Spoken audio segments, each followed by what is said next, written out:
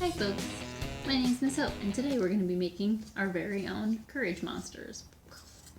So, we often think of monsters as things that are scary, jump out of the closet in scary movies, but monsters are imaginary creatures, and so they can be whatever we want them to be.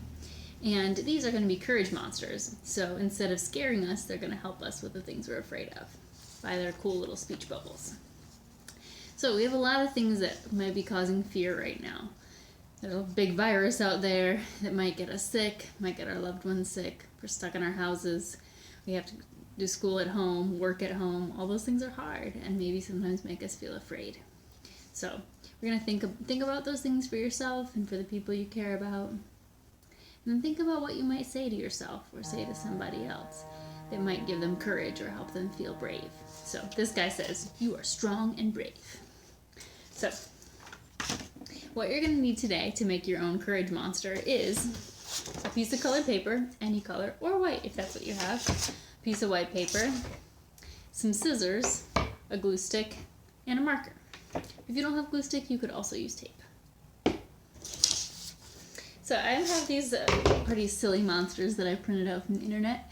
If you need to pause the video to look at these for a minute, you can. Or you can find your own pictures, or you can just use your imagination. It's really up to you. You can look however you'd like. So the first step I'm going to do is cut my paper in half. Then I'm going to use half the paper for my monster body. I might round out the corners, or if you want a square monster, you can leave it a square. This is really freehand. It doesn't need to be perfect. It could be a blob. Monsters are so many shapes. Yeah, here we go. I can hold it this way or this way. It's up to you. I think we're going this way. Then the next piece is going to be my limbs and all the other things I want to add on. So I'm going to give this guy a leg. But monsters can really have as many legs or feet as you want them to.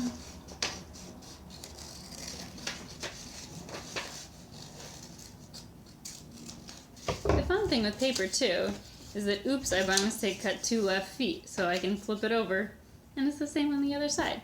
If I want it to look like it's moving, I can do this thing where I bend it back and forth, kind of like a spring. It's a little hard to see, but I'm bending it back and forth. And that's how I get these legs that look like they might be running or jumping or anything else. So the leg's gonna go on the bottom. Let's move it up so you can see. I'm gonna make myself another leg. Folding it back and forth.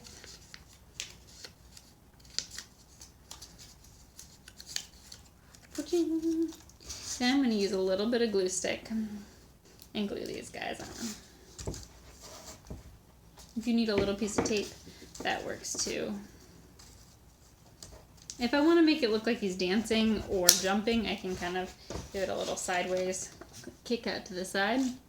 And I'm going to give this monster lady some arms. So the fingers are kind of tricky, but monster fingers or claws can look any sort of way you want. If you want to sketch it out first, you can, or if you just want to freehand it, that's fine too.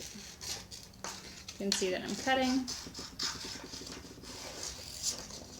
I think this monster is just going to have 2 fingers, so that's all I want to cut today.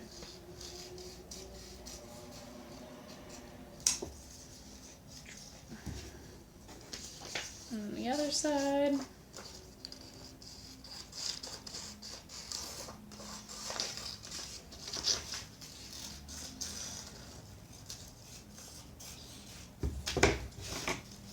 And sometimes monsters have antennae or horns.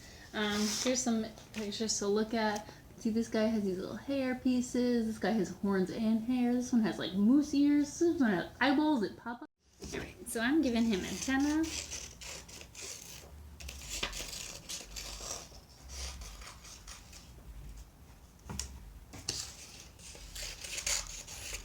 I'm rushing, but you can really take your time. Then I'm going to take my white piece of paper and cut out some eyeballs. They can be huge eyeballs, they can be little. They don't have to be perfect circles. They can have 2 eyeballs or 5 eyeballs. It's totally up to you. I think these guys are a little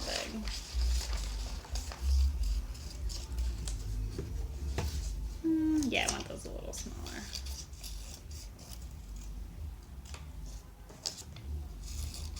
When I'm cutting, I hold the paper in one hand and I kind of move it around so that the scissors stay in one place, and that helps me cut out details. Then I'm going to glue my eyes down and then add some details. So I might give this guy some eyeballs like this, and then maybe a smiley face. Maybe he has some little monster teeth. It's totally up to you.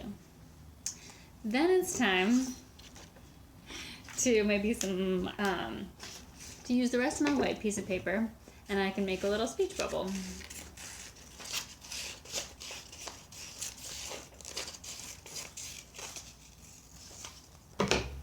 And then I can write my little message inside and glue it on. If I want to put this in my window so other people can see it, if I want to hang it on my fridge to be a message for myself, any of those are good options. So I hope you have the good life that you deserve.